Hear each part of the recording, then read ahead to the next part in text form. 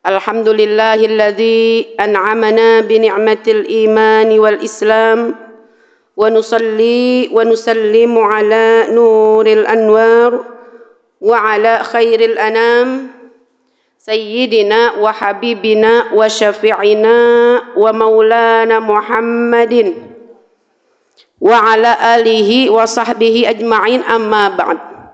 Asyhadu an la ilaha illallah wa asyhadu anna Muhammadan abduhu wa rasuluhu la nabiyya ba'dah.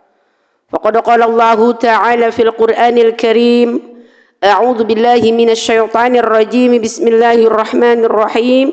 Qalu subhanaka la ilma lana illa ma 'allamtana innaka antal alimul hakim. Al-ayah. Wa qala an-nabiy sallallahu alaihi wasallam, khairun nas anfa'uhum lin-nas. Thumma qala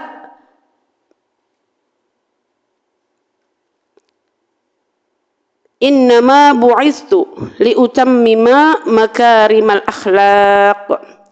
Al-hadis. Thumma du'a rabbi zidna ilma warzuqna fahma wa jammilna bil afiyati wassalamah birahmatika ya arhamar rahimin. Amin ya rabbal alamin.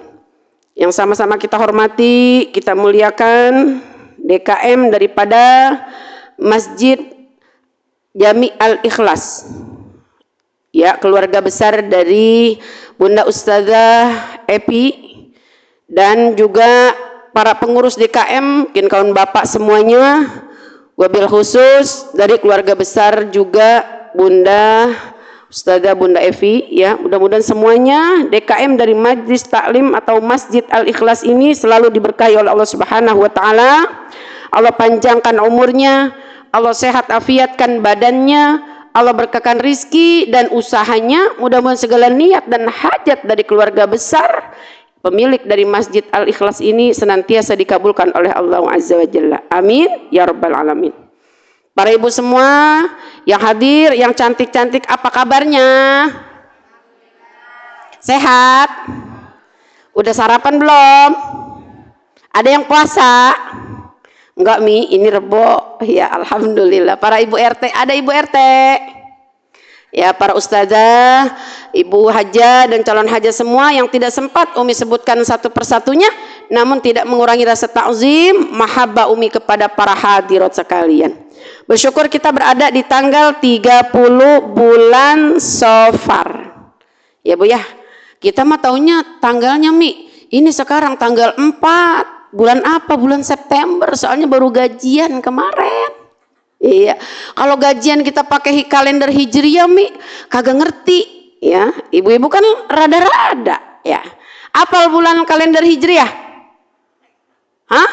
Ayo, diingatkan lagi. Dari bulan Hijriah yang pertama itu apa? Muharram, Safar, Rabiul Awal, Rabiul Akhir, Jumadil Awal, Jumadil Akhir, Rajab, Sya'ban, Ramadan, Syawal, Zulqa'dah dan Zulhijjah.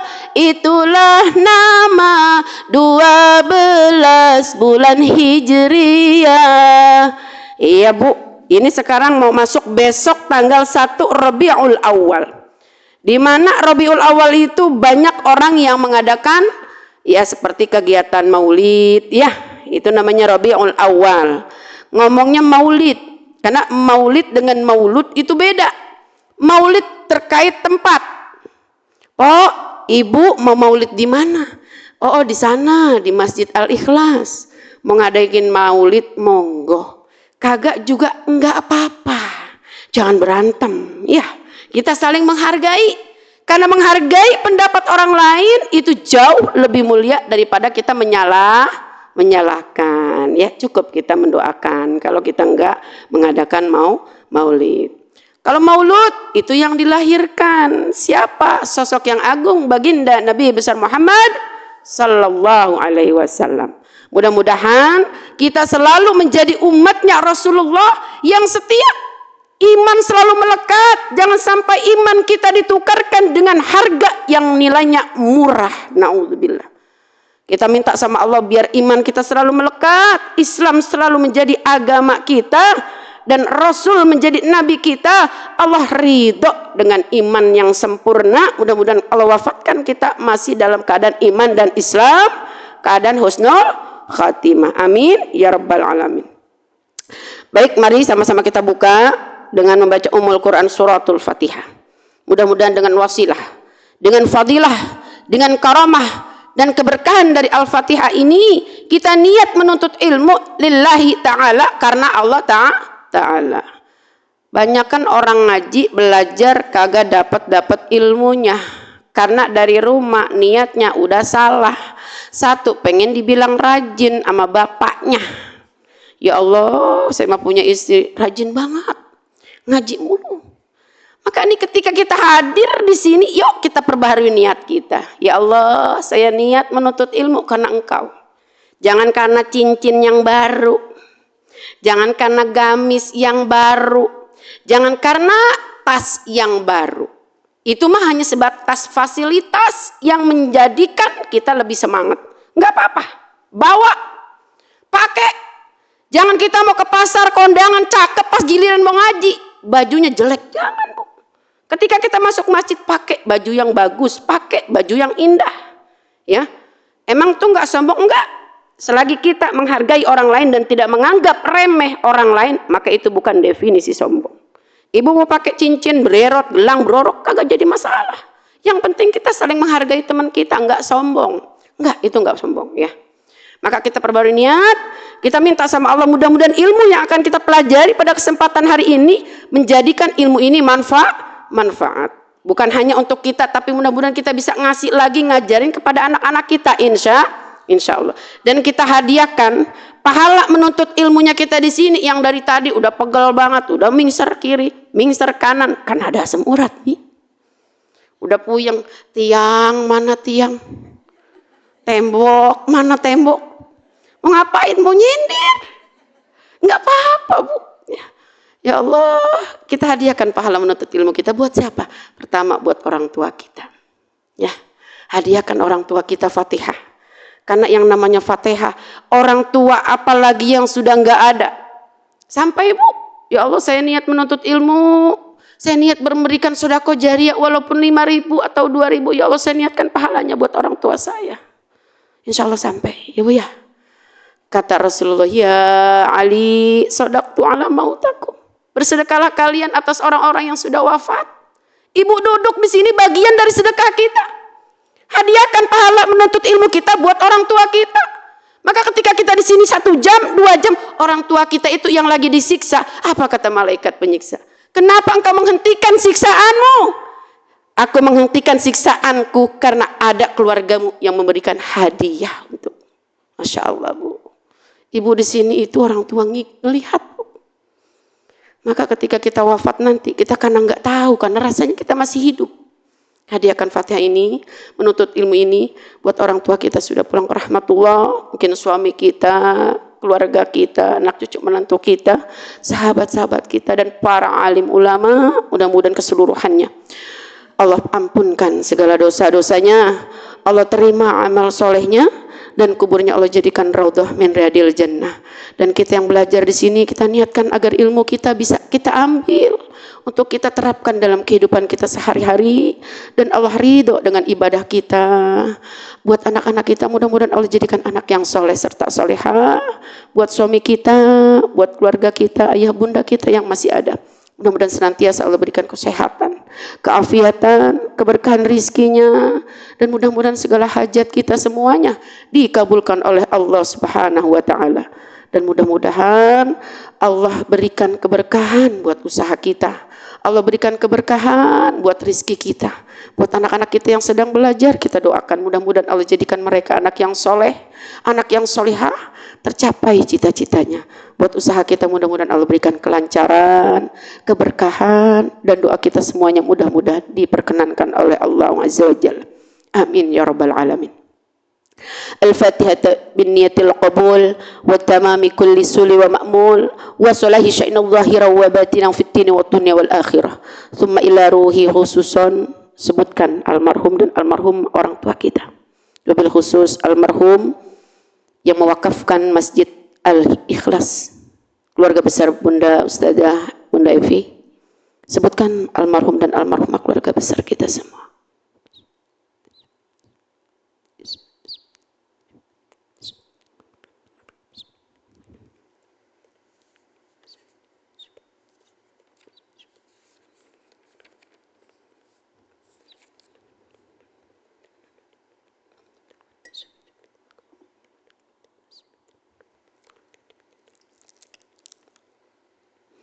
ثم إلى روح آبائنا وأمهاتنا وأجدادنا وجداتنا ومشايخنا وقربتنا ولأستاذنا ولمن أوصينا إلينا ولجميع أهل القبور ولجميع أهل القبور ولجميع أهل القبور من المسلمين والمسلمات والمؤمنين والمؤمنات الأحياء منهم والأموات بأن الله تعالى يغفر لهم ويرحمهم ويعفو عنهم ويرد عنهم ويعلي درجاتهم في الجنة وإلى حضرة النبي المصطفى رسول الله صلى الله عليه وسلم شيء لله لنا ولهم الفاتحة.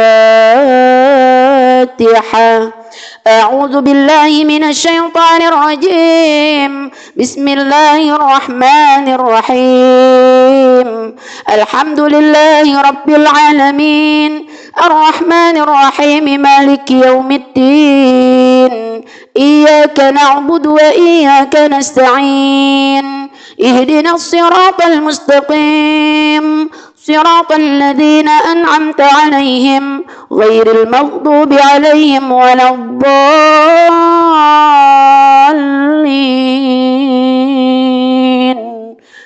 آمين. رب اغفر لنا ولوالدينا ولجميع المسلمين والmuslimat آمين. Mari kita memperbarui niat nawaitu ta'allumi lillahi ta'ala. Kita berdoa, Rabbi srahli sadri wa yassirli amri wahlul 'uqdatam min lisani yafqahu qawli. Rabbi zidna ilma warzuqna fahma wajamilna bil afiyati wassalamah bi rahmatika ya arhamar rahimin. Amin ya rabbal alamin. Baik, silakan dibuka di halaman yang pertama. Ya, Umi mewakafkan kitab atau buku Safinah ini untuk kita pelajari dan kita kaji di setiap ahad pertama, di setiap pekan Rabu pertama. Nanti ketika Ibu hadir, pokoknya di Rabu pekan pertama ya, kita kajiannya memang kitab fikih Safinah. Dan Umi bawa syarah dari Kasyifatus Saja ya. Kasyifatus Saja itu adalah tirai penutup yang tersingkap dalam mensyarahi kitab Safinatun Najah ya. Kalau kitab Safinah itu artinya apa, Mi? Ya. Nah, Safinah ini artinya adalah perahu keselamatan ya, dalam kita mempelajari kewajiban-kewajiban seorang kepada Allah, kepada Tuhannya. Ini singkat, Bu. Karena kenapa? Kita ambil fikih yang dasar dulu. Ya, kalau kita ambil fikih yang terlalu berat seperti Fathul Mu'in, itu lain lagi pembahasannya. Kita pelajarin dulu. Di sini banyak nggak yang ibu-ibu basisnya dari basicnya dari pesantren? Ada yang mondok pesantren? Kalau yang ibu udah pada pesantren pasti paham tentang kajian-kajian kitab ya. Kalau Umi bukan dari pondok pesantren, tapi alhamdulillah Umi senang sekali dengan pendidikan-pendidikan yang memang diajarkan di pondok pesantren ya. Mari kita awali dengan di halaman yang pertama ya. Kita mulai dari yang rukun Islam.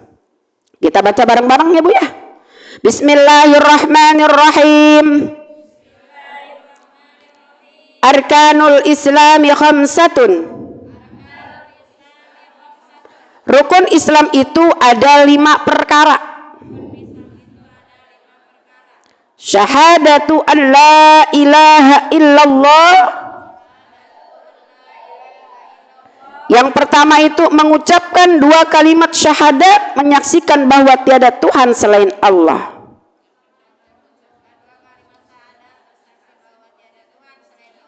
wa anna Muhammadar Rasulullah,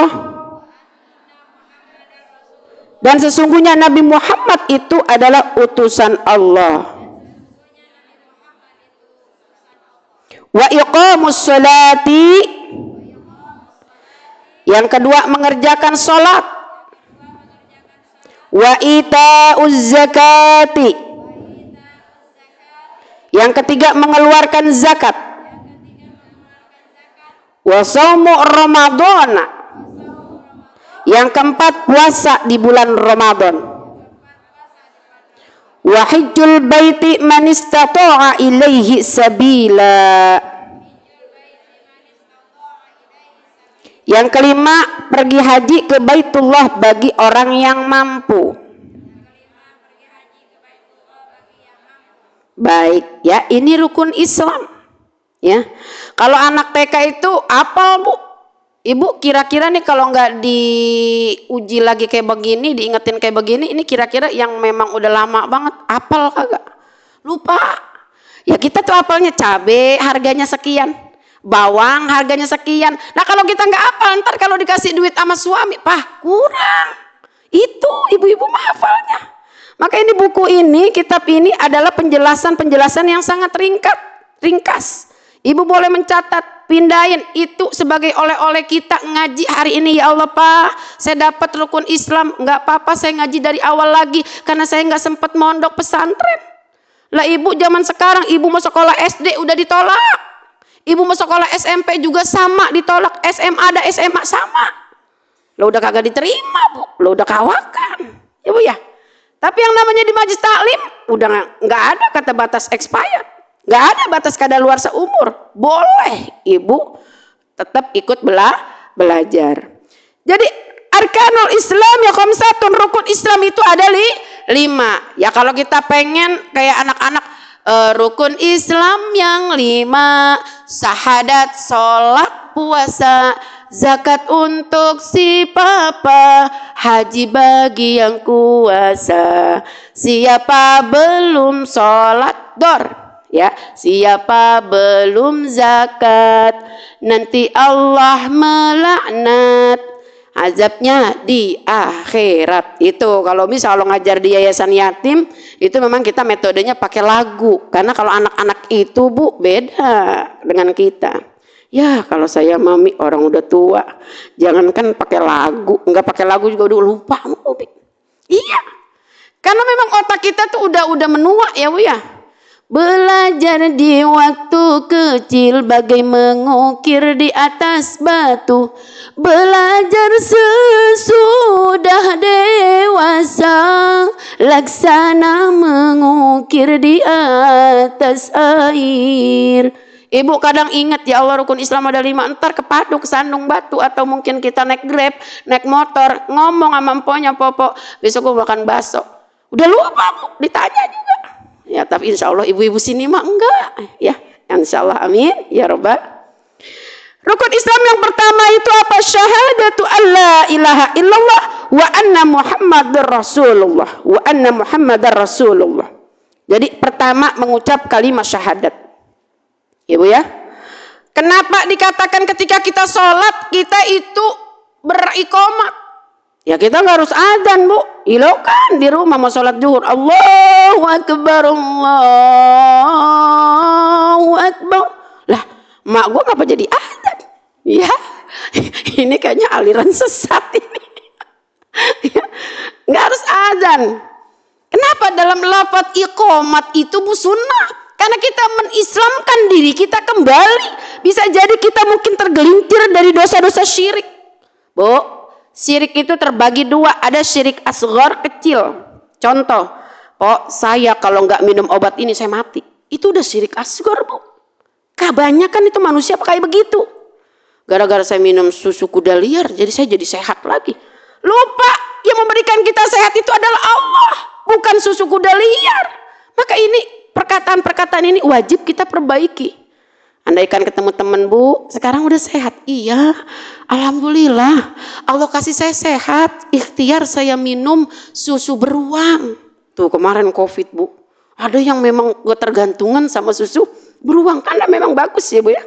Tapi ketika kita sehat, ketika kita enak, jangan kata sebab itu susu beruang, maka itu udah termasuk syirik asghar ya. Jadi jangan kita menduakan Allah. Bilang yang benar, alhamdulillah Allah kasih saya sehat, dengan ikhtiar saya minum susu beruang. Kayak gitu yang benar. Ya maka ketika kita sholat, Allahu Akbar, asyhadu an la ilaha illallah wa asyhadu anna Muhammadar Rasulullah. Qomat. Ya, karena kita mengislamkan diri kita kembali. Ya, jadi rukun Islam yang pertama itu syahadat ya kepada Allah dan kepada Rasulullah. Lalu yang kedua, ya, wa iqamus sholati, mengerjakan sholat. Bu, sholat kadang kita ini memang suka rada-rada. Subuh kesiangan, zuhur kerepotan, asar di perjalanan, maghrib kecapean, Aisyah ketiduran. Ya Allah, fawailul lil musallin, celakalah orang-orang yang sholat. Ngapa itu kok orang sholat celaka? Kita lalai, sering lalai dalam sholat. Baru juga azan, rebaan dulu dikit, bentar rebaan, baru juga qomat. Ujung-ujungnya kita rebaan bablas tidur, yang ada malah kita ya udah nggak ada ini waktunya. Astagfirullahaladzim. Ya jangan. Maka sholat adalah termasuk bagian dari rukun Islam. Sholat nih bagi yang mampukah? Iya kalau sudah akil balik ya. Nanti kita masuk pada pembahasan selanjutnya. Bagaimana ciri-ciri kalau sholat kita diterima, Mi? Ciri-cirinya ada 3. Yang pertama, kalau sholat kita diterima, pertama itu anzalas sakinah. Allah berikan ketenangan dalam hidup kita. Ya Allah, orang kalau ibadahnya diterima tenang, punya kehidupan. Biar kata rizkinya pas-pasan, alhamdulillah. Pas mau ke pasar ada, pas mau belanja ada. Iya, alhamdulillah ya. Kalau sholat kita, ibadah kita diterima, insya Allah anzala sakinah fi qulubihim. Allah turunkan ketenangan dalam diri kita. Lalu bagaimana orang yang hidupnya belum tenang? Apakah itu berarti sholatnya nggak diterima? Wallahu ta'ala alam. Allah yang mengetahui. Tapi sejatinya kalau kita udah tahu, udah paham, hati kita tenang. Biar kata hidup pas-pasan, gaji sedikit, kena kita bersyukur. Alhamdulillah. Mudah-mudahan Allah berikan ketenangan terlalu buat kita, sehingga yang menghantarkan ibadah kita diterima oleh Allah Subhanahu wa Ta'ala. Lalu yang kedua apa? Yasra sadrah. Lapang kita punya dada. Kalau sholat kita udah diterima Allah, maka kita nggak gampang tersinggung, nggak gampang sakit hati. Ya manusia Bu, emang nggak lepas dari yang namanya omongan. Kita diomongin sama tetangga, Po, lu kan diomongin ngapa? Lu katanya kalau ngaji pakai baju hitam mulu. Emang lu kagak punya baju lah, bagen. Kalau kata bahasa Betawi. Karena kita sholat kita diterima, kagak sakit hati kita. Kagak, nggak marah. Ya. Lah bagaimana ini, Mi? Saya kadang-kadang orangnya sensi. Ya itu harus diperbaiki. Bagaimana cara memperbaiki agar kita tidak mudah tersinggung? Selalu ingat akan kesalahan diri kita. Bermuhasabah, ya Allah, mungkin saya salah. Iya kali ya, saya kalau ngaji pakai baju hitam mulu, padahal saya bajunya banyak. Apalagi di lemari nggak kehitung, jilbab sampai numpuk. Tapi memang saya senang pakai baju hitam. Lah baju tidur juga Bu, Ibu pakai baju di rumah emang senangnya apa? Daster. Lah emang daster baju kebesaran kita. Masa ilok kita di rumah pakai baju kebaya? Legerah amat, pakai konde gitu kagak. Jadi memang yang nyaman ya. Maka mulai saat ini Bu, yang nggak perlu di rumah kita itu kita kasih orang. Baju banyak banget ya. Kadang-kadang kita ngelihat baju tuh, kita bandingin baju kita sama baju suami. Ya Allah, berbandingnya banyak banget. Baju suami mah dikit ya. Suami kalau ngaji, kalau mau sholat ya pakai sarung juga kayaknya atunya udah gitu sarungnya ngelinting sampai ke atas. Katanya bininya, itu lakinya siapa sih sholat Jumat sarungnya sampai ngelinting ke atas, tuh bininya kagak gosokin apa? Emang bininya itu lakinya siapa? Lakinya Mpo Ano. Lah itu Mpo Ano kalau dandan menor banget, ngapa giliran lakinya sholat Jumat itu sarungnya sampai ngelinting ke atas kayak diurusin? Kebanyakan kita begitu Bu, perempuan. Kita aja yang kita mikirin, laki nggak kita pernah pikirin. Beliin baju tuh laki kali-kali, ya. Koko nih bang, saya ingat sama abang, buat sholat Jumat biar abang kelihatannya keren, ganteng. Beliin tuh sarung yang cakep, jangan sarung itu lagi. Kita sebagai bini bu yang ngatur. Kadang laki itu bu, orangnya tuh nggak mau ribet. Ah udahlah apa aja yang ada dipakai. Ya kalau kita punya laki bu, jangan sampai ketika laki kita udah nggak ada kita nyesel. Kalau sudah tiada baru terasa. Iya sekarang masih ada laki, urusin tuh laki kita. Ya, ketika kita ibadah kita insya Allah mudah-mudahan diterima, akhlak kita baik. Laki yang biasanya pakai baju masa bodoh kita setrikain tuh laki bajunya. Ya, Pak bang, abang pakai baju ini kayaknya kurang cocok banget bang. Tenang bang, abang, mama ambilin. Nih pakai baju ini abang cakep tuh bu. Jadi laki makin sayang sama kita. Ini mama mau kemana? Udah sedep banget. Mama mau ngaji di Masjid Al-Ikhlas. Ya udah nih papa tambahin ongkosnya. Tuh. Karena kita sayang ngurusin laki. Coba kalau kita sama laki bang. Gua mau ngaji, ntar liatin tuh jemuran. Kalau ada rada-rada hujan, rada-rada gerimis, lu angkatin. Awas lu angkatin. Awas lu kalau nggak diangkatin. Nggak boleh bu. Songong kita sama laki. Lah emang begitu. Orang mah bu sekarang udah jadi ibu-ibu pengajian. Mau pergi ngaji, salim. Ya, mi buru-buru saya mau salim.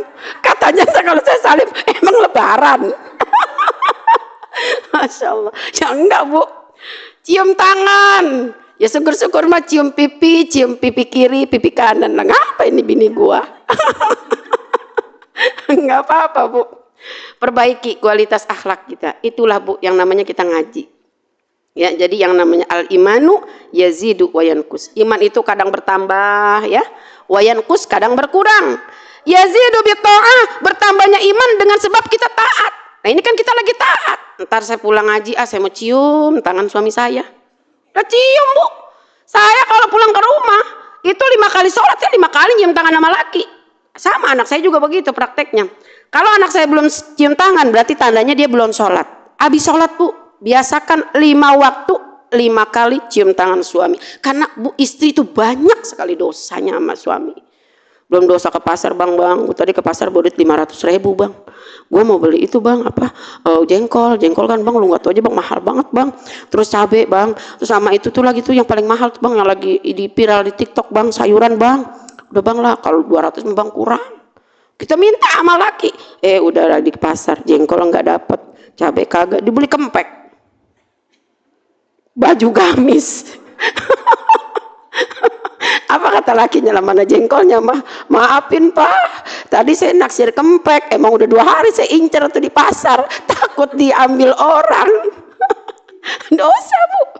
Ya, nggak amanat kita sebagai seorang istri. Maka minta maaf sama suami. Jangan cuman seumur hidup atau seumur Idul Fitri. Jangan. Usahakan ya pagi sore dah kalau abangnya mau berangkat kerja. Pamitan cium tangan laki ya bu ya. Ntar pulang kerja lagi tuh lapin keringat suami. Ya Elomi kolokan amat kayak begitu. Ya enggak kolokan lah. Orang kita lagi memperbaiki akhlak. Siapa tahu kita habis ngelapin keringat suami kita dikasih duit segepok. Lah kan tambah semangat. Ada bu laki yang pelit sama bininya karena emang bininya nggak mau ngurusin. Ma bikinin kopi, bikin dewek. Tuh, itu kan model kita ya Allah. Tuh laki marah-marah, biarin. Gua mau ngopi di warung janda. Marah kitanya. Tadi pas lakinya minta kopi, bikin dewek. Giliran lakinya minta dibikinin di warung janda, marah. Itu kan model kita ya. Maka ketika kita diterima sholat kita, yasrah sadroh, ya Allah lapang, kita punya dada. Nggak sakit hatian. Mau diomongin orang gimana kek. Mau dikatain kayak apa kek ya bu ya, karena kita hidup itu dari Allah bukan dari omongan orang-orang. Biarin orang mau ngomong apa, biarin, nggak usah kita dengerin ya. Yang penting kalau Allah sudah ridho dengan ibadah kita, lapang kita punya dada. Jangan jadikan hati kita seperti air di dalam gelas. Ketika ditaruh susu dia berubah, ketika ditaruh kopi dia berubah. Tapi jadikan hati kita ini kal bahar, air di dalam lautan, nggak akan berubah sedikit pun.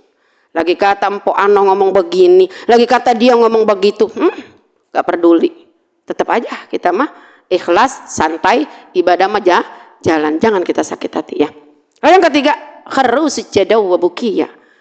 Kita ingat akan dosa-dosa kita, sujud dan selalu menangis akan dosa-dosa kita. Itu juga ciri-ciri kalau ibadah kita diterima oleh Allah. Infak, wakaf. Zakat itu kita berikan sesuai dengan surat At-Taubah ayat 60 kepada 8 orang yang berhak. Kalau yatim nggak berhak. Yatim berhaknya ada di nafaqoh, infak.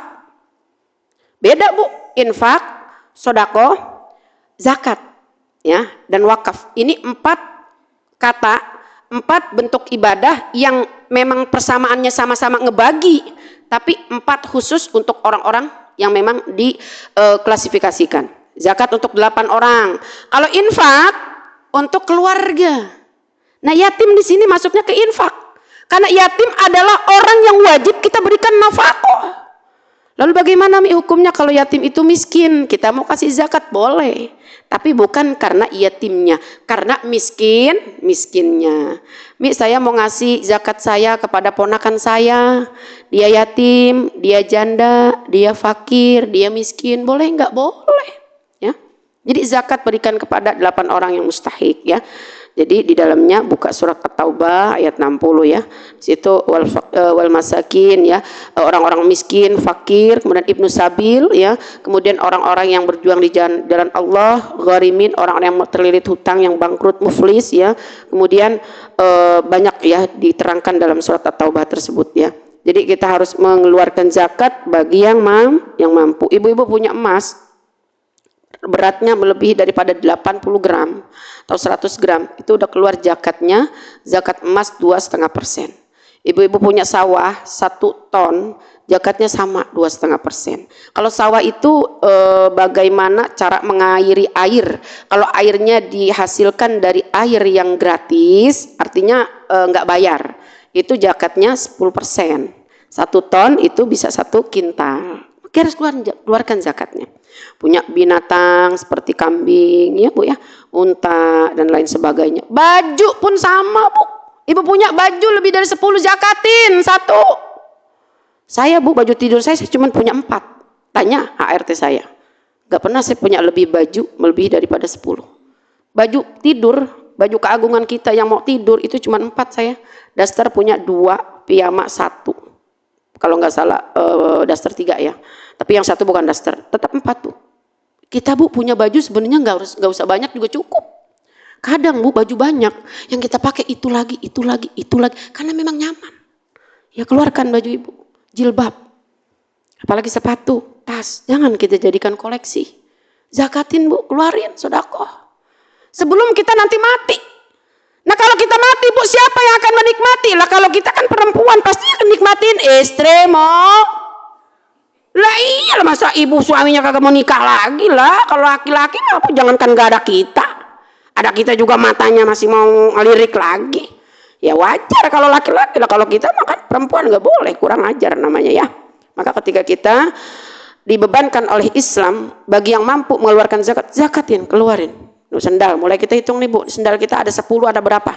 Hitung tuh sendal, ya. Jilbab, baju, ya, tas, cukup Bu. Kita punya pakaian sehari-hari itu jangan pakai banyak-banyak, 5 dah kalau tas mah, ya. Saya kalau punya tas 6, saya udah bagiin saudara saya, bener Bu, naruhnya juga ribet, begitu pada bulukan, pada ke debu, ya Bu, ya. Gak usah Bu, kita mau koleksi-koleksi hal-hal yang kayak gitu, gak bermanfaat Bu. Mendingan bermanfaat kita kasihin deh saudara-saudara kita. Ya Allah, baju saya masih layak ini. Jangan sampai ketika kita udah enggak, dibuntel pakaian kita, dikasihin itu. Beda sodakonya, ya. Mending sodako selagi kita masih ada. Tuh lihat Bu, lemari kita banyak banget, ya. Baju-baju yang bekas, ya. Ibu kumpulin, ya, taruh di plastik, bagiin Bu orang-orang yang masih mampu, ya Bu, ya. Taruh ke pesantren, ya. Taruh ke orang-orang yang butuh, ke pemulung-pemulung, bagi Bu.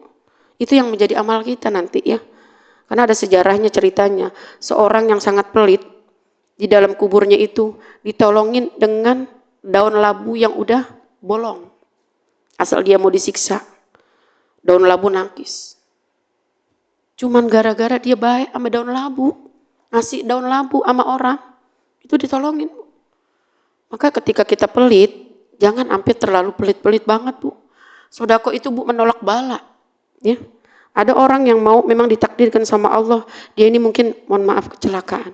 Dia mau pergi ke masjid, dia sedekah. Allah selamatkan dengan sedekahnya. Ya Bu ya.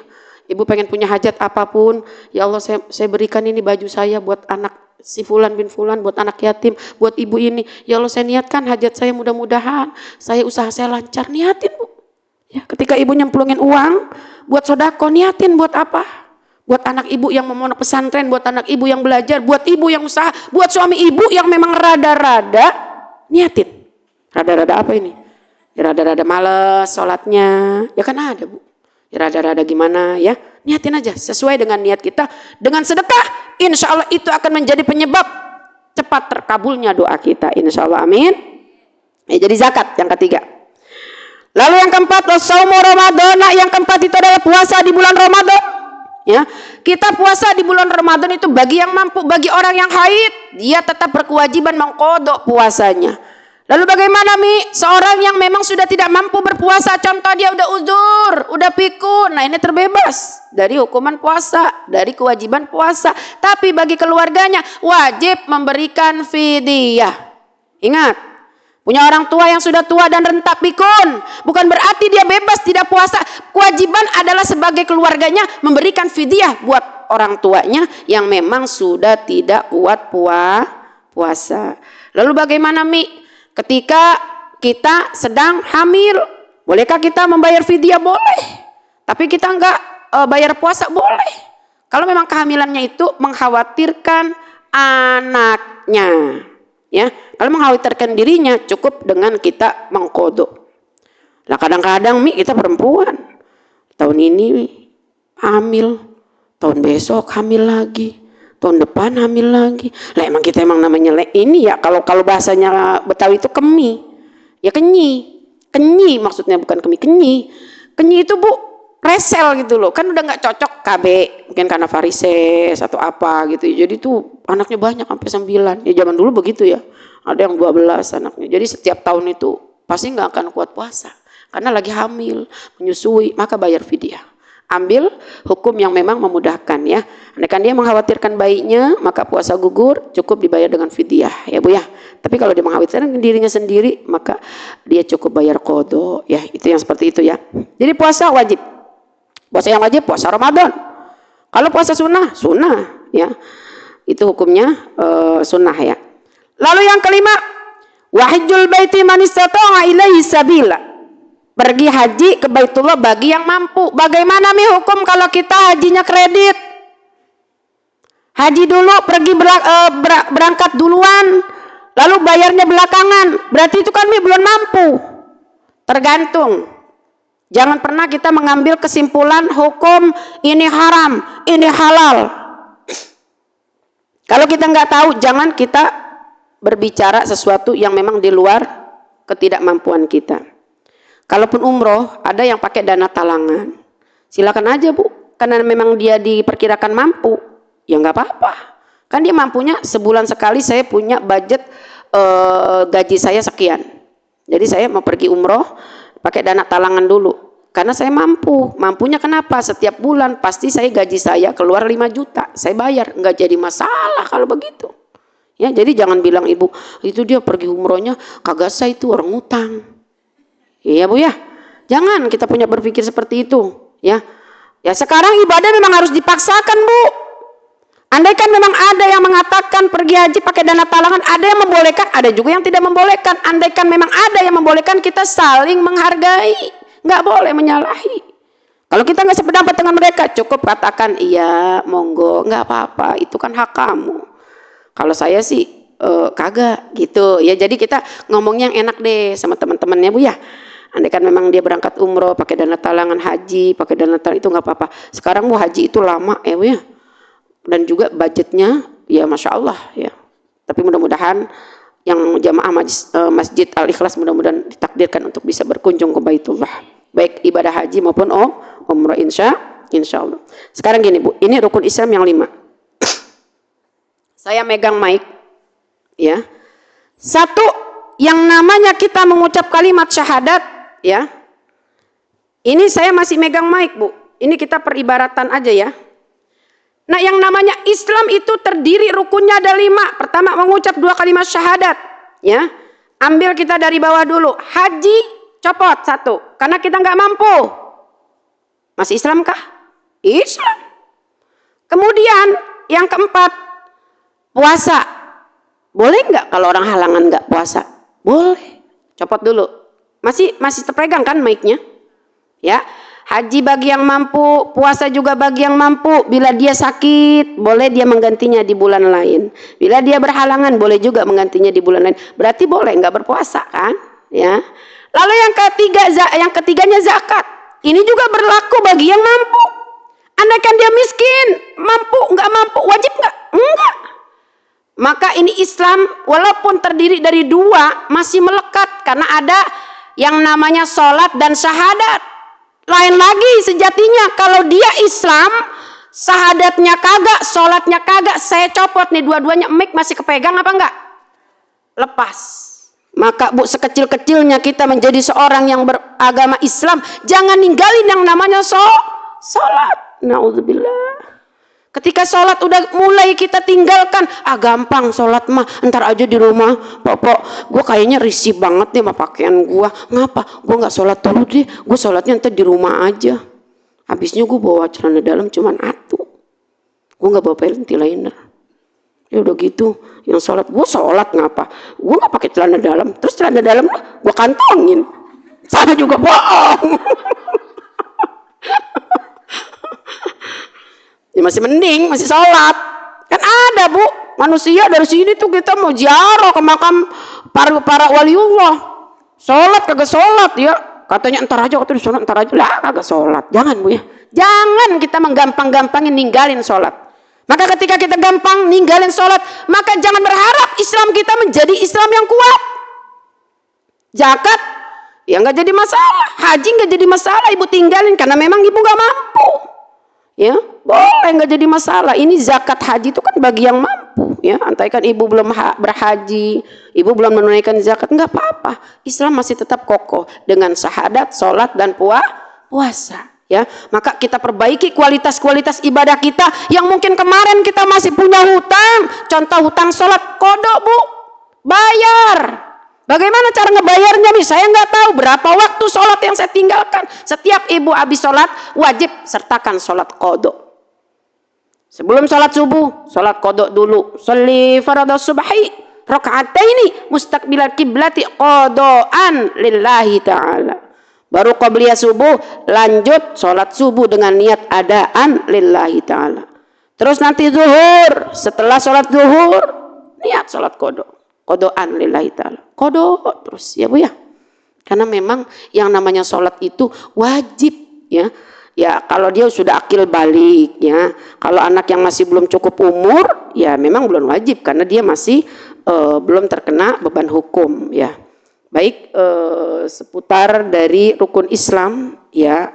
Apakah ada yang mau dipertanyakan? Silahkan sayang. Masih ada waktu setengah jam, yuk kita buka tanya jawab.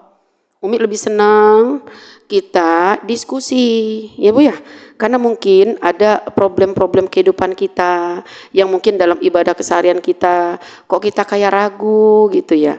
Mi, bagaimana hukumnya kalau saya sholat, kemudian saya kan baca kunut, ya. Terus saya nggak baca kunut, ya. Kalau Rasul itu kadang dia sholat subuh pakai kunut, kadang nggak pakai kunut, jadi nggak masalah, ya. Kalau kunut Bu, karena itu masih dalam rangkaian sholat, ibu jangan mengusap muka. Kalau doa aja. Allahumma hadini fi man hadait sampai selesai. Langsung Allahu Akbar. Jangan ngusap. Kalau dalam Fathul Mu'in batal sholat ibu. Jangan diusap pakai muka gitu ya. Jadi cukup angkat tangan, langsung Allahu Akbar sujud. Ya Bu ya. Itulah hal-hal ibadah yang memang perlu harus kita perbaiki. Kita manusia Bu, kadang kita punya salah. Mungkin ibadah saya Mi seperti ini, ya Allah saya takut kagak diterima. Sholat Mi, saya mau wudu. Apakah saya harus cebok? Kalau ibu dari pagi sampai jam 2 itu wajib cebok Bu.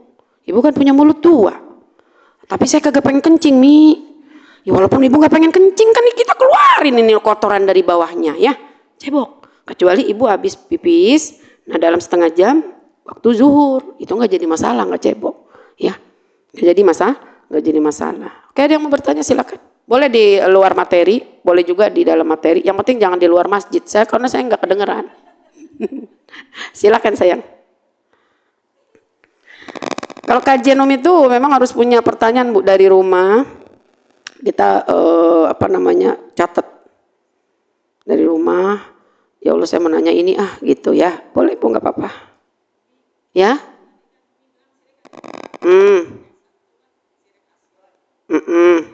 Masya Allah, tabarakallah. Ini nih Bu, yang saya yang demen begini nih.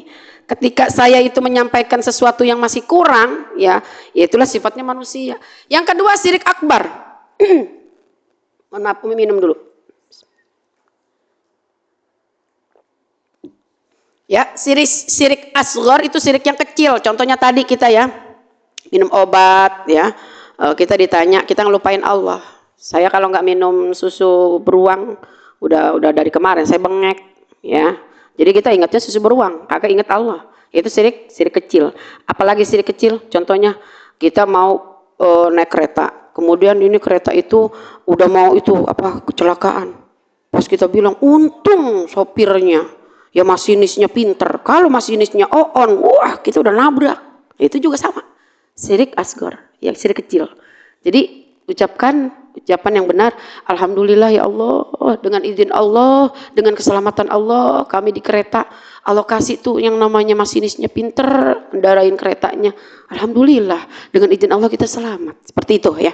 Lalu syirik yang namanya akbar, syirik besar, ini udah jelas contohnya, menyembah pohon, ya, kemudian menuhankan batu cincin, gua kalau kagak ada batu cincin ini gua mati ketembak.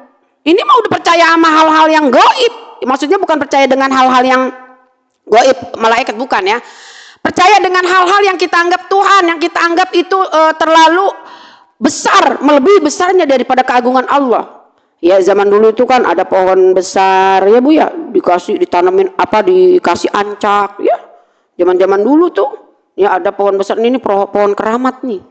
Ini udahlah kita kasih ancak, bener Bu. Kalau dulu tuh ancak kayak berupa makanan ya Bu ya. Ini zaman dulu Islam belum meluas ya. Jadi itu syirik akbar. Contohnya kita menuhankan sesuatu yang memang kita anggap dia itu punya kekuatan leluhur. Jangan.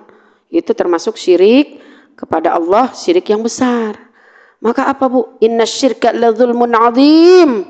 Dalam surat Luqman, sesungguhnya perbuatan syirik itu adalah kezaliman yang besar, dan orang yang memiliki dosa syirik kalau dia belum bertaubat itu Bu hukumannya sangat-sangat berat ya, dosanya belum diampunin kecuali dia taubatan nasuha ya Bu ya. Ya Allah Mi, dulu saya pernah kayak gitu, gimana Mi cara saya bertobat? Cara bertobat pertama nadamun, menyesal. Kita nyesel, ya Allah dulu saya nggak tahu ilmunya, saya suka mengagungkan nih batu cincin dari laki saya, kalau saya nggak pakai batu cincin ini saya nanti dibilangnya jelek sama orang. Kita ingat, ya Allah berarti saya syirik dong. Iya. Buang keyakinan-keyakinan yang kayak begitu. Batu cincin pakai buat penghias kita aja. Anak perawan kita banyak, pakaikan pakaian perhiasan yang bagus. Ya, kita juga berhias wajib Bu. Wajib kita berhias karena kita orang muslim, muslimah. Jangan merendahkan diri. Kalau merendahkan diri itu Bu maksudnya jangan pakai baju compang-camping, ya. Jangan menghinakan diri kita. Ya Allah, saya kan suami saya kerja di kantoran, kenapa saya pakai baju begini ya? Ntar katanya teman suami saya, itu bininya siapa? Pakai baju kemana-mana daster aja. Iya, harus kita merendahkan hati, bukan merendahkan diri. Kalau rendah hati bagus, ya Po, saya emang gak punya apa-apa. Padahal kita orang kaya, tapi kita rendah hati, tawadhu, itu boleh, ya. Maka dosa syirik, kita bertobat dengan nadamun, nyesel. Ya Allah saya nyesel, nggak mau ngelakuin lagi hal yang kayak begitu. Ingat kita dengan dosa kita, agar Allah ampunin dosa-dosa syirik kita. Ya. Lalu kedua itu berjanji nggak ngulangin lagi. Ya. Nah ketika nyesel udah janji nggak ngulangin lagi. Yang ketiga syarat taubat kita adalah mengubah akhlak yang baik menjadi yang lebih baik. Mengubah arah kita yang buruk, yang kemarin suka percaya dengan benda-benda, itu termasuk syirik akbar. Ya. Tapi kalau kita senang sama batu cincin, senang dengan alat-alat pusaka, selagi kita tidak mengagungkan alat-alat tersebut, maka itu boleh. Ya, kemarin ini bulan kemarin tuh bulan Asyura ya, banyak orang yang nyuciin keris, nyuciin apa segala macam. Itu nggak jadi masalah, itu tradisi kejawen. Tradisi itu Bu nggak nyalahin. Tradisi itu cuma ngikutin orang-orang zaman dulu, tapi dia nggak mengagungkan. Cuma dia senang ngerawatin. Ini kan katanya keris dari keturunan engkong saya. Setiap malam satu suro, bulan Asyura, kita mandiin itu keris pakai apa? Kita mengkilatin pakai jeruk nipis, pakai air kelapa, kan jadi cakep lagi, karat-karatnya hilang, nggak jadi masalah kalau kayak begitu. Ya, yang jadi masalah ketika kita sudah menuhankan benda itu. Saya kalau nggak keris ini, saya taruh di rumah saya, rumah saya udah kemalingan, nggak boleh Bu. Berarti itu kita percaya sama benda. Ya, maka kita taubat. Yang kedua, janji nggak akan ngulangin lagi. Jangan tobat sambel, asal kita pedas, gue tobat gue makan itu, gue soto, gara-gara soto gue jadi terberak-berak, entar lewat lagi, makan lagi, itu mah namanya taubat sambel, ya. Taubat cuman sekali doang, besokannya dilakuin lagi. Andaikan pun begitu Bu, yang namanya Allah itu sangat-sangat maha pengampun, masih diampunin Bu, ya. Maka syarat yang kedua berjanji, ya taubat, janji nggak ngulangin lagi.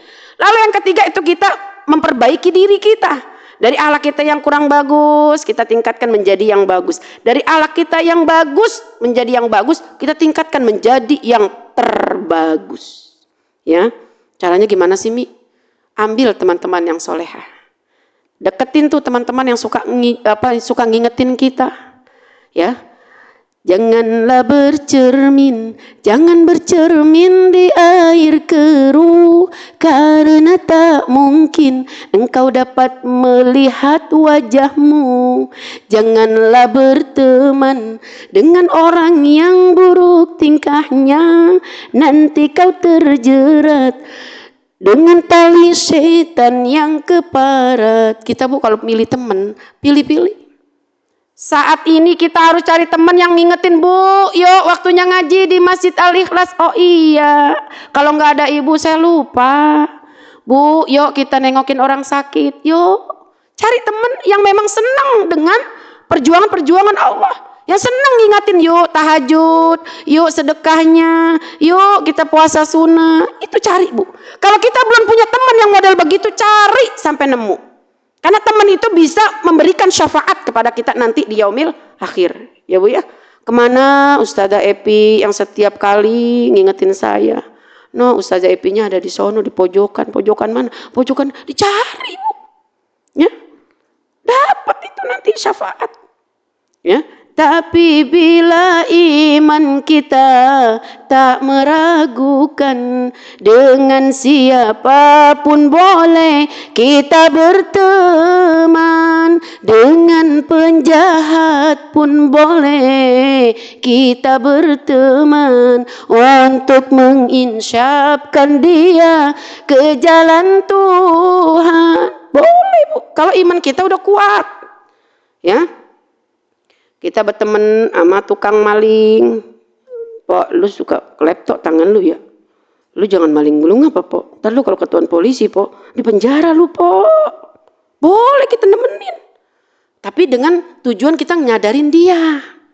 Tapi kalau iman kita udah kuat, kalau iman kita nggak kuat, ujung-ujungnya teman kita suka bohong, nah kita jadi bohong. Pok, ntar ngomong sama laki gua ya, kalau kita tanya baju seragam nih, bilang aja 350. Lah, kan cuma 200, udah bilang aja 350, yang 150 kita buat jalan-jalan, ntar kita ngebasok kek. Lah kalau kita punya teman yang hobinya suka ngebohong, ngikut. Tapi kalau iman kita udah kuat banget, gua mah nggak mau lo ajak bohong, gua mau dikasih duit 200 kayak kagak mau gua. Sadar lu, malaki lu bohongin, entar lu kalau kagak punya laki bertuh rasa lu. Kita ingetin teman kita yang begitu. Jangan kita diajak ke bohong, iya. Tapi lu awas janji ya, gue lo traktirin bakso. Tenang, lu mau bakso mana? Gue baksonya ono, bakso Tanah Abang. Sekalian lu traktirin gue jilbab, awas aja lu. Rugi 2 kali kita. Iya begitu kan teman, Bu, mempengaruhi. Kan kadang-kadang ibu kalau ngaji nyarinya temen. Gue kalau kagak ada lu, gue kagak demen, gue ngaji, gue jadi malu dewek-dewek. Tapi kalau ke pasar nyelonong aja sendiri, kagak nyari temen kalau ke pasar mah. Ya, seperti itu ya. Jadi teman bisa mempengaruhi. Maka ketika kita sudah taubat, nyesel atas apa yang sudah kita lakukan, kemudian janji untuk tidak mengulangi lagi, lalu kita berazam ya dalam diri kita memperbaiki kualitas tingkatan-tingkatan akhlak kita yang tadinya kurang baik menjadi yang lebih baik lagi. Yang tadinya lebih baik lagi, cari akhlak yang terbaik. Ibu ambil nih yang namanya akhlak ibu, ibadah ibu, keseharian ibu. Ibu senangnya ngapain? Kalau puasa, lanjutkan. Nih saya senang banget puasa. Senin Kamis, puasa Ayyamul Bid, boleh. Ambil kalender Hijriah setiap tanggal 13, 14, 15. Ya saya kalau Senin Kamis terlalu banyak. Saya mau ambil sebulan 3 kali aja deh, boleh. Ambil Bu ibadah-ibadah yang memang ibu anggap ibu paling senang. Ya, paling senang saya kalau Jumat berkah, boleh ambil, terserah ya Bu ya. Oke, ada lagi yang mau bertanya, silakan. Oke, silakan. Ibu siapa sayang? Oh, Ibu Gina. Tadi ibu siapa ini? Oh iya, sekalian kenalan. Soalnya nanti kan kalau udah ketemu sering kenalan kan, oh ini Ibu Wati, ini Ibu Gina. Ibu Gina mau nanya apa sayang? Silakan. Waalaikumsalam warahmatullahi wabarakatuh. Hmm.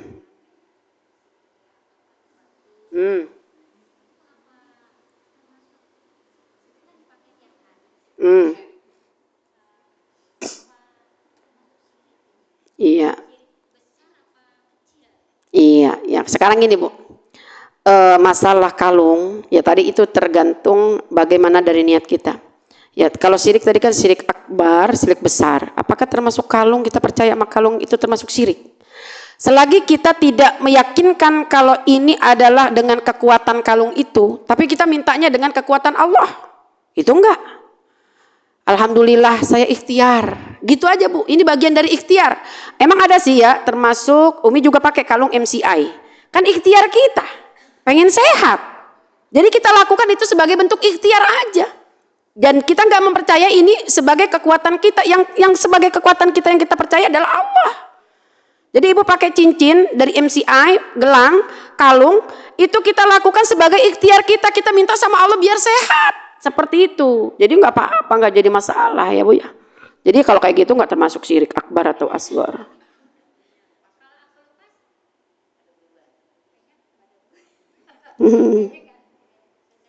Ya jadi itu terkait dengan sugesti ya Bu ya. Iya, kalau sugesti itu ya dalam hal Islam ya nggak apa-apa, kan kita tergantung dengan prasangka kita. Ya jadi ya Allah kok saya kok nggak pakai kalung MCI, nggak pakai barang-barang dari MCI atau dari produk-produk lainnya lah. Kok saya agak lemes ya Allah berikanlah saya kekuatan. Mudah-mudahan dengan izinmu saya pakai ikhtiar ini jadi sehat lagi. Nggak apa-apa Bu. Sekarang Bu, mendingan kayak begitu karena kita kalau pakai obat, mohon maaf, obat itu kan mengandung kimia jenis apapun ya, kecuali obat-obatan herbal. Obat-obatan herbal itu kan obat-obatan yang memang diciptakan dari zaman Rasulullah ya, seperti habatus sauda, madu, itu udah nggak ada lagi efek sampingnya Bu ya. Kalau kimia Bu, kita minum obat asam urat, nanti dalam beberapa tahun kemudian itu kadang-kadang dia akan mengubah ginjal kita rusak ya Bu ya. Kemudian jantung ya, kita minum obat darah tinggi, nanti kemana-mana Bu ya. Karena memang sebagus-bagusnya obat yaitu yang tidak mengandung efek samping. Ya kalau masalah batu jenis apapun, ketika kita sugesti kita itu, ya Allah saya minta biar sehat, nggak jadi masalah. Ya enggak termasuk syirik dan kita nggak percaya dengan batunya. Ya nggak apa-apa, itu kan ikhtiar kita. Iya boleh, nggak jadi masalah. Itu ikhtiar kita buat kesehatan badan. Ya itu namanya ikhtiar sayang. Kita nggak percaya seperti kita syirik. Tapi kalau kita memang salah ngomongnya, yaitu syirik asghar kena.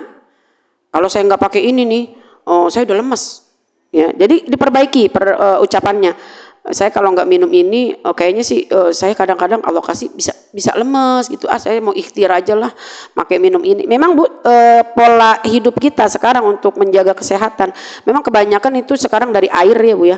Karena air yang kita minum itu Bu, walaupun kita nilai udah sehat, kadang-kadang air itu tercampur dengan kimia ya Bu ya. Bisa jadi tuh air galon yang kita minum, jadi kan dikirimnya tuh dari pegunungan, dari apa, kena kena panas tuh mengubah Bu zatnya. Kan nggak boleh air musyammas ya, yang kejemur sinar matahari ya. Ya kan galon itu kan diangkutnya pakai mobil, dia kan kejemur ya Bu ya. Maka kadang-kadang kalau kita nggak ini ya langsung panas kita minum, itu juga sama Bu, menyebabkan sesuatu yang berubah dalam diri kita ya. Tapi bukan berarti kita itu ikhtiar dengan minum air kemudian ada sejenis molekul ya. Ada tuh yang namanya kalau di MCI itu ada yang namanya batu Batu yang memang akan mengubah kadar air ya, yang tadinya air itu biasa aja menjadi air yang ber-pH, air yang mengandung alkali. Ya Bu ya, termasuk Umi juga konsumsi air kayak begitu. Dan Umi minta sama Allah dengan ikhtiar aja. Ya, bukan kita percaya dengan benda-benda tersebut ya. Maka ketika kita minta ikhtiar, ya Allah Pak Kiai, anak saya ini lagi kurang sehat, mohon doanya, minta kesehatan, minta airnya dari Kiai, nggak apa-apa. Itu kan berarti kita ikhtiar kita mohon kesembuhan dengan ritualnya minta air biar sehat. Kiai kan pasti doanya mujarab. Doanya Kiai itu kan pasti lebih dikabul, ya. Jadi nggak jadi masalah, boleh. Ya. Yang penting cara kita berbicaranya minta ikhtiar biar sembuh anak saya. Mudah-mudahan dengan izin Allah minum air dari Pak Kiai bisa sembuh. Yang tadi anak saya suka rada-rada nggak nurut. Mudah-mudahan dengan dikasih air sama Pak Kiai jadi nurut, boleh. Ya, jadi nggak apa-apa. Oke. Boleh? Ibu Gina paham? Alhamdulillah. Ada lagi? Oke, Ibu yang pakai itu duluan, nanti belakang itu. Ya sayang, silakan. Ibu siapa? Oke, waalaikumsalam Bu Rendi. Silakan mau nanya apa sayang?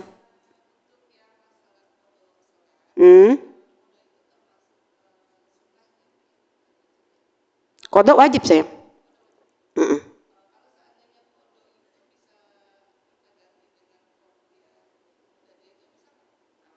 Ya, ada memang hadis yang mengatakan sholat sunnah rawatib, ya, qobliyah ba'diyah itu akan menutupi kekurangan-kekurangan sholat kita. Boleh. Jadi memang ada pendapat yang memang ketika kita nggak ingat kapan waktu sholat kita tinggalkan, dengan kita membiasakan sholat sunnah rawatib, insya Allah ya, bagi pendapat yang memang membolehkan, nggak sholat qadha nggak jadi masalah.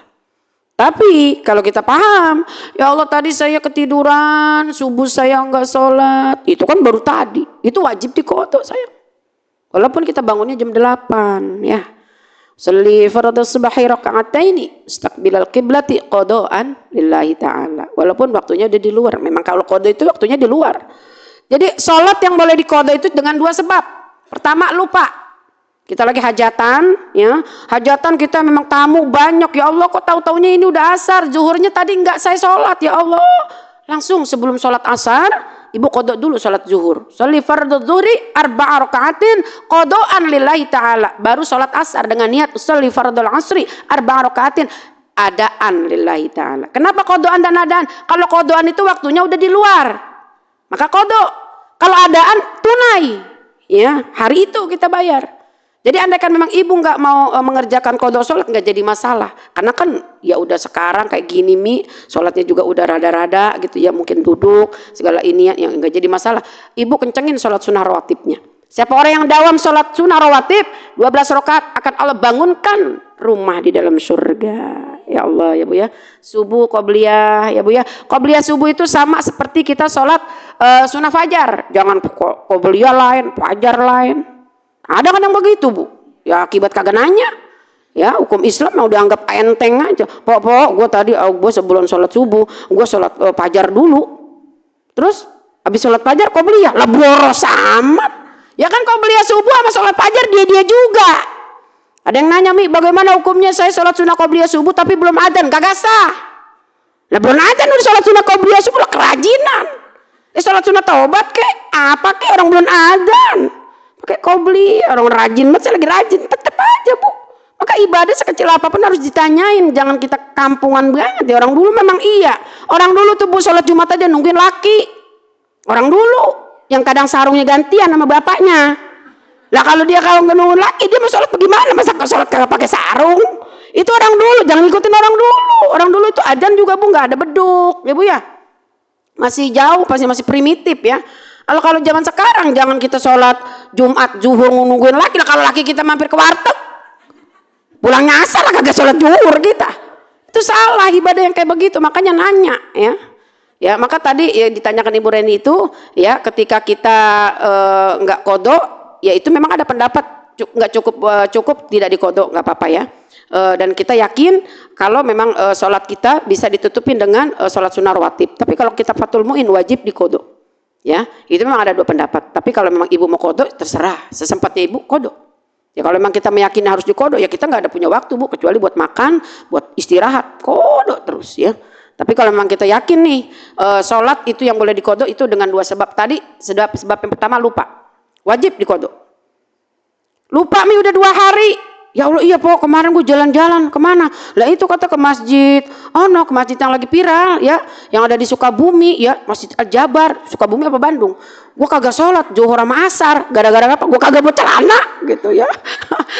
Ingat udah 2 hari sholat tuh, udah wajib itu ya. Itu mah lupanya sengaja, emang gara-gara gak bawa celana doang. Masih mendingan gak bawa celana, celananya dikantongin. Mending daripada nggak sholat gara-gara celana berantem ya. Lalu nggak sah tuh sholat, celana lu kantongin, lalu kan celana lu najis, masih mending dah Bu. Yang penting kita yakin nggak kena najis dari pup kita ya. Masalah kita mau buat panty liner, mau buat celana apa, mendingan Bu kalau dikantongin. Ada teman saya ketinggalan di kamar mandi masjid apa Wali Songo. Udah tahu pas, ya Allah Pak Sopir, saya ketinggalan apaan? Aduh, ya udah bilang apa, masa mau balik lagi? Orang cuma celana dalam, udah mendingan dikantongin aja dah. Kalau nggak dipakai aja udah, jangan sok-sokan kita terlalu ini ya. Iya, makanya itu penting banget Bu. Ibadah itu memang harus kita pertanyakan ya. Takut ibadah kita sah apa enggak ya, maka cakep pertanyaannya ya. Jadi yang kedua itu dengan sebab tidur. Ya boleh, orang kodok sholat pertama dengan sebab lupa, kedua dengan sebab dia tertidur. Ya kan tadi udah bilang ya, kalau Isya ketiduran, pas udah tahu-taunya as-sholatu khairum minan naum, lah jangan dia sholat subuh.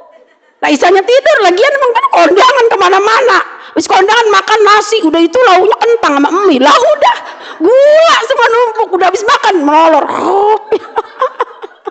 Masya Allah, tabarakallah ya. Udah bisa kondangan, dimana kondangannya di gedung, makannya diri. Ya kalau makanan diri kan rumahnya kagak kenyang-kenyang. Habis makan somai kita lari ke bakso. Habis bakso lagi ke es krim, udah pulang molor. Kalau sholat Isya, tahu as-sholatu khairum minan naum, sholat subuh. Sholat Isya dulu. Ya sholli fardal isya'i arba'a raka'atin ya mustaqbila qiblati qadaan lillahi ta'ala. Baru sholat qobliyah subuh, baru sholat subuh. Seperti itu ya Bu ya. Jadi enak kayak begitu ya. Jadi kalau ibadah, kalau kita kerjakannya dengan secara teratur, maka enak ya Bu ya. Maka Umi tuh ngajak semua itu kita belajar fikih Bu. Ibu kalau dari rumah nih, kalau udah kajian Umi di rebo pertama atau mungkin nanti berubah di rebo kedua, nggak jadi masalah. Yang jelas Ibu bawa dari rumah catatan. Ibu kasih ke Umi, nanya apapun. Mau di luar problem ini, mau di luar problem materi boleh. Ibu tentang suami, anak, keluarga, nggak jadi masalah Bu. Saya buka yang namanya tanya jawab syariah. Andaikan saya bisa jawab, saya akan jawab. Tapi kalau memang saya nggak bisa jawab, saya akan nanya kiai saya akan nanya guru saya yang memang ilmunya lebih di atas saya, ya Bu ya. Jadi kita ibadah harus sesuai dengan tuntunan syariat. Nggak boleh ibadah itu kita semau-maunya. Sholat nih kaki saya kelihatan karena saya kagak bawa sarung kaki, sah nggak? Kagak sah. Ya iyalah, namanya sholat itu kan menutup aurat. Ibu kelihatan telapak kaki, ibu sengaja nggak sah Bu, batal sholat ibu. Ada kan memang orang itu terserah buat mereka-mereka yang kadang-kadang kita ngelihat orang sholatnya itu kakinya kelihatan. Ya buat dia terserah. Kadang-kadang sekarang gini Bu, Kristen Ortodoks juga sama sholat Bu. Ya, Kristen Ortodoks itu sholat. Ya entah mereka itu bagaimana sistemnya ya. Tapi mereka andaikan kita menjumpai orang yang sholatnya itu kadang-kadang terbuka auratnya, ya udahlah kita gampang. Oh mungkin dia bukan Islam. Ya Bu ya. Ya, tapi kalau memang itu benar-benar ruksoh ya, dia udah nggak punya ini lagi, ya udah nggak punya itu lagi, itu ada yang mengatakan boleh-boleh saja. Tapi kalau buat kita kan Islam dibangun dengan syariat yang kafah, yang menyeluruh ya. Jadi sholat itu ya menutup aurat. Nanti kita masuk ke pembahasan itu. Oke, Ibu Rani bisa sekarang Ibu ini. Ya ini Ibu ini dulu sayang. Ya Ibu Endang.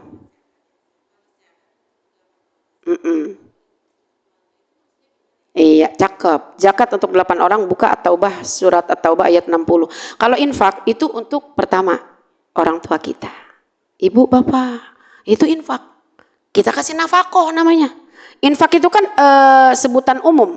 Nafkah itu secara khususnya. Nafkah. Orang tua kita kasih infak, nafkah namanya, bukan sedekah. Salah kalau kita mau memberikan kewajiban kita kepada orang tua, kita nyebutnya sedekah, salah. Saya mau berinfak buat orang tua saya. Lalu apalagi siapa lagi? Saudara yang memang masih ada ikatan keluarga sama kita. Sepupu, ponakan, adik, abang, ya. Itu juga nafkah. Kalau dia susah, ya. Jadi infak itu lebih kepada keluarga. Seorang suami memberikan infak nafkah kepada siapa? Istri, orang tua, anak-anaknya, dan yang menjadi tanggungannya. Itu namanya infak. Ya.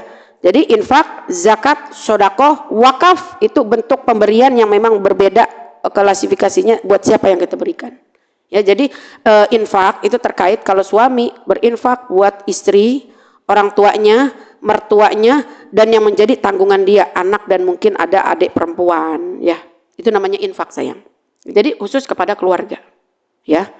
Ya kalau berinfak kepada masjid ya mungkin masih masjid keluarganya ya nggak apa-apa. Lebih ke tepatnya sedekah jariah kalau masjid, ya kalau memang bukan tanggungan kita. Kalau Bunda Evi,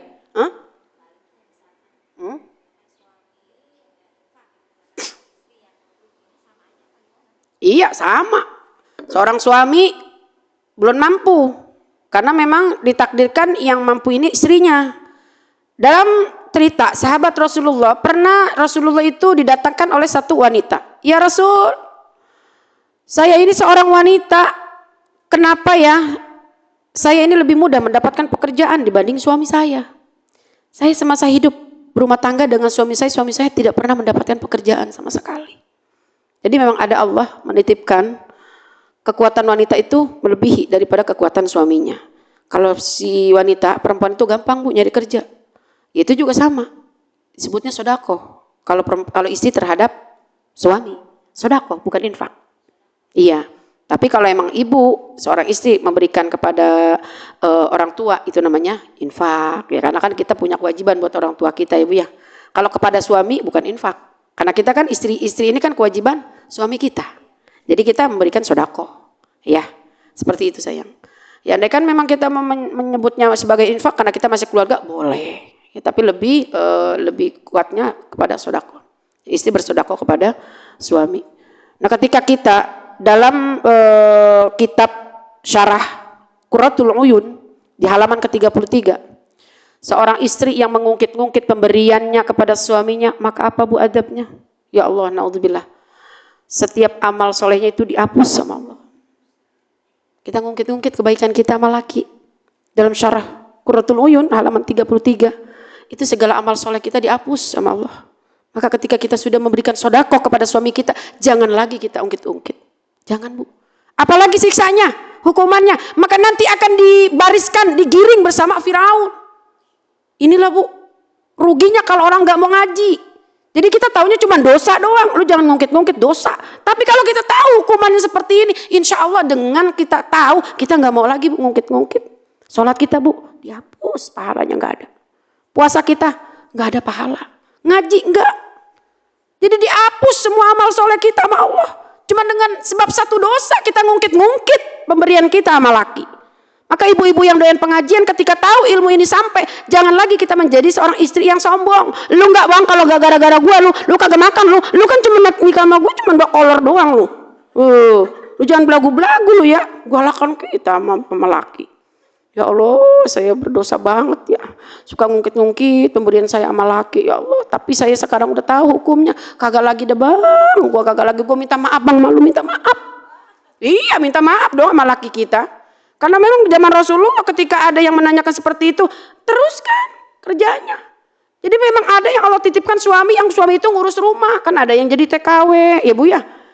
Jadi tenaga kerja wanita, mungkin suaminya ngurus anak. Ya nggak jadi masalah kalau si istri dan suaminya ridho. Nggak jadi masalah Bu. Memang karena Allah udah memberikan porsinya sesuai dengan porsinya Bu. Ya jadi suami kita mungkin emang nggak ada kekuatan buat kerja. Lah kerja dikit aja udah bengek. Nah kan ada emang Bu laki yang memang tenaganya kagak bisa. Nah, kerja dikit ngangkatin karung tuh jadi kenek bangunan. Lah besokannya ngit ya Bang, udah lo gak usah kerja lagi dah. Kalau begitu gue jadi capek ngurusin lu deh, gue yang kerja aja dah. Gue yang jualan, lu besok ke pasar. Gue yang bikin nasi uduk. Udah lu belanja aja ke pasar udah, lu jangan nguli-nguli bangunan. Habis nguli bangunan lu juga meriang, gue yang capek. Ya mohon maaf ya. Jadi andaikan memang ibu ditakdirkan sama Allah, suaminya nganggur di rumah, ibu bekerja nggak jadi masalah. Ibu niatkan buat sedekah. Ya ibu memberikan kepada anak nafkah namanya ya. Kalau sama laki sedekah ya. Karena memang istilahnya laki itu berkewajiban memberikan nafkah kepada istrinya, tapi kok kebalikannya, ya itu juga sama aja Bu, jihad buat kita. Jadi jangan berkecil hati, yang lakinya kagak kerja, kemudian kitanya bekerja, nggak jadi masalah. Jadikan itu sebagai perjuangan kita. Karena yang namanya orang masuk surga itu bukan sebab kita sholatnya rajin, bukan dengan sebab kita puasanya rajin. Buat apa kita sholat puasa rajin kalau kita songong sama laki? Kagak ridho Allah, ya. Jadi kita pernah sering mendengarkan orang yang ahli pelacur dengan sebab dia memberikan minum kepada seekor anjing. Allah kabarkan melalui mimpinya Rasulullah kalau wanita itu, si pelacur itu ada di surga. Karena Allah ridho. Dia bukan ahli sholat, bahkan dia ahli maksiat. Maka ketika kita menjumpai orang-orang yang memang dikatakan dia suka maksiat, jangan kita menjustik dia ada di neraka, jangan. Neraka itu haknya Allah, surga pun haknya Allah. Bisa jadi kita yang ahli ibadah ada di neraka, orang yang ahli maksiat ada di surga. Maka jangan pernah kita menjustik manusia itu berdosa. Justru dosa itu adalah haknya Allah. Biarpun dia itu yang dikatakan akhlak yang buruk, tapi mudah-mudahan dengan hidayah, dengan dia bertobat, Allah ampunin, Allah ridho, masuk Bu ke dalam surga, ya. Tapi kita kalau nggak dapat ridho suami, nggak dapat ridho orang tua, naudzubillah, belum tentu kita ada di surga, ya. Maka ketika pendidikan ini sudah dapat buat kita, jadilah kita seorang istri yang soleha, ya, yang ketika diatur suami seperti apapun takdir yang Allah berikan kepada kita, insya Allah Allah ridho, dan mudah-mudahan kita menjadi ahlul jannah, insya Allah. Baik, ibu yang pakai baju ungu mau bertanya apa sayang? Ibu tadi mau bertanya, satu aja ya, kita udah jam 11 kurang. Ya, waalaikumsalam warahmatullahi wabarakatuh.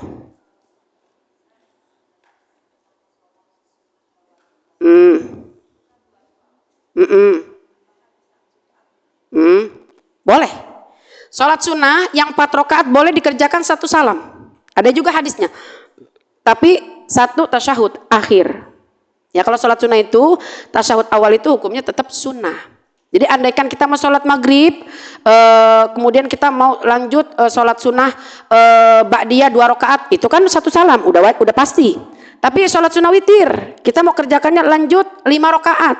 Yang pertama kita kerjakan 2 rakaat, yang kedua kita kerjakan 3 rakaat dengan 1 salam, boleh. Andaikan sholat sunnah ba'diyah zuhur atau qobliyah zuhur 4 rakaat, ya ini yang dikuatkan sunnah muakkad, ya. Kalau ghair muakkad itu yang tidak dikuatkan, ya. Jadi maghrib ada namanya qobliyah, ya. Maghrib itu ghair muakkad, ya, adanya yang sunnah muakkadnya ba'diyah maghrib.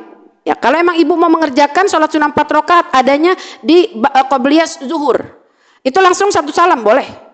Nah, jadi tasyahud awalnya nggak usah, ya, cukup tasyahud akhir. Andaikan mau pakai tasyahud awal boleh. Ya, tasyahud awal itu hukumnya sunnah, ya, bagi sholat sunnah. Tapi kalau bagi sholat wajib ya rukun, ya Bu ya. Oke, baik, paham sayang? Oke, ya cukup mungkin ya Bu ya. Udah jam 11, mari kita akhiri dengan doa. Mudah-mudahan doa kita, hajat kita, semua keinginan kita, cita-cita kita dan keluarga kita mudah-mudahan dikabulkan oleh Allah Subhanahu wa taala, dan mudah-mudahan ilmu yang kita pelajari pada kesempatan hari ini bermanfaat bukan hanya dari dunia, tapi mudah-mudahan kita bawa sampai menjadi bekal kita untuk pulang ke negeri akhirat. Amin ya rabbal alamin.